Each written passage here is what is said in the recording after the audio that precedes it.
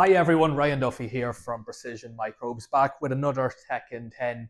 So Matthias, you're going to throw 10 minutes up there. I'm going to be discussing what we do with our silage analysis, how we interpret it. It's certainly going to be a very relevant topic for right now. A lot of people have been performing silage analysis, perhaps a lot of people who haven't actually done it in the past because of the National Beef Welfare Scheme. So let's see what we're really looking at. How do we know the fermentation process within our bales, within our silage pits, was actually efficient? Or how efficient was it? How can we make it better going forward? So there's a few things that we want to look at whenever we're talking about fermentation.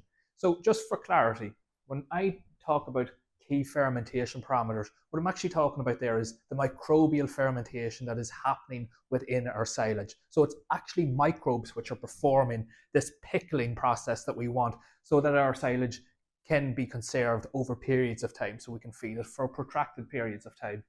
So what the main thing we want is microbes to take up the simple sugars within our grass, the likes of glucose and fructose, and convert it into lactic acid. That is a very strong and potent acid which pickles the grass and therefore turns it into silage and preserves it. So predominantly speaking, what we want is homofermentative lactic acid bacteria, because they're really efficient at performing this process. They're really efficient at using glucose and fructose twice and 6 times as efficient compared to their heterofermentative counterparts. So homofermentation, fermentation in one direction. That's really what we want. So whenever you get your silage back, or your silage analysis back, you'll see that there's a number of variables or parameters there with reference ranges beside them. So let's actually understand what these mean. So the first thing I would always look at whenever I'm analysing silage would be pH.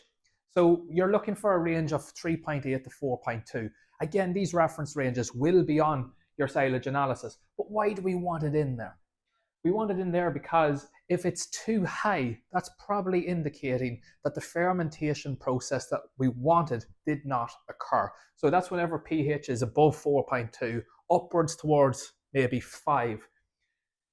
So what has actually happened there? We've got the wrong bugs in there. We've got bad microbial species in there that have not driven the fermentation process that we wanted. So the pH has not dropped down. Maybe our dry matter was a wee bit too high whenever we harvested the crop, and therefore we didn't get enough consolidation. That's also another potential. But what's the knock-on effects here? The knock-on effects are we get unfavorable pathogenic microorganisms actually existing within our silage, the likes of listeria. People who have reared cattle, and particularly sheep, will be all too familiar with the risk of listeriosis. So we really want that pH down there around that 4 mark. We can't accept pHs above that. So if we know that that's the case, we'll go and investigate how can we minimize bad bugs, or how can we maximize the dry matter percentage that we actually want. The second thing is ammonia nitrogen. And yes, it looks a wee bit complicated, but let me just tell you straight out what it is. That is a breakdown product of protein. That valuable crude protein that you've been harvesting all year, or you've been trying to grow in your grass, that is being attacked by bad bugs. So this is essentially an end product of the breakdown of your valuable protein. So again, it's indicating bad bugs have been floating around. Perhaps we've had too long of a wilting process out in the field. So there's a few things that can be causing that. But ideally you want it below 10%. In a really good situation, it will be below 5%. You don't want to be losing this valuable feed stock for your cattle and your sheep. For sugars, again, go back to the very basics. We want microbes to take up the sugars and convert it into lactic acid. So by the very end, we want very low levels of water-soluble carbohydrates or simple sugars. It's because we want that to fuel fermentation. So if it's high, it means the fermentation process that we wanted did not occur. Now we get down into our acids, and you'll see there that I have 3: lactic acid, acetic acid, and butyric acid. Just straightforward, we want more lactic acid than anything else. So that's why we want lactic acid bacteria, because we want it to predominate, because it is the acid that's responsible for the pickling of our silage. So we're looking for over 75% of our acids being lactic. And the reason for that is quite straightforward. It kills bad bugs or it inactivates them.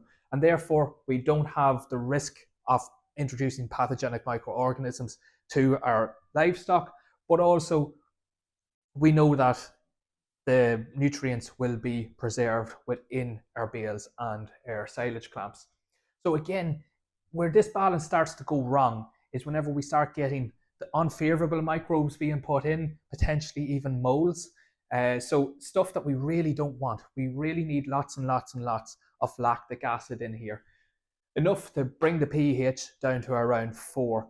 But we also want a wee bit of acetic acid in there. And why is that the case? Because it's really potent against yeasts and molds. So again, whenever you open bales and you see a bit of yeast or molds, or maybe if you're opening your clamp face and you're seeing mold, we want more acetic acid if that is the case.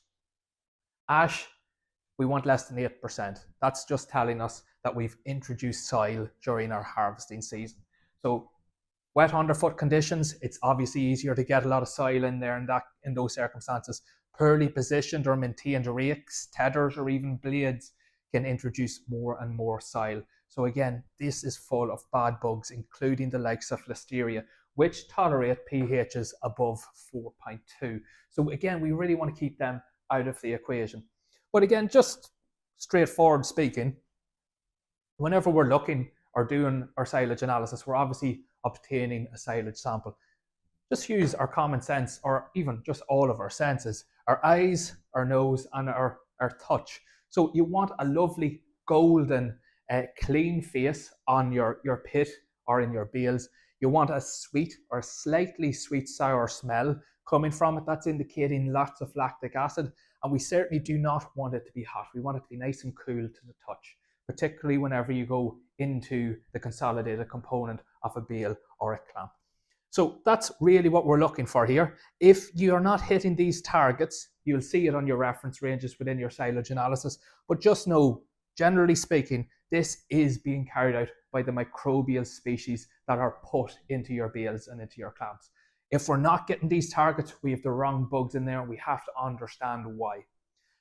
Anyway, if you have any questions, please don't hesitate to contact us. We're more than willing to talk more and more about the Precision Microbes silage additive and how it can ensure that you're getting these targets. Thank you.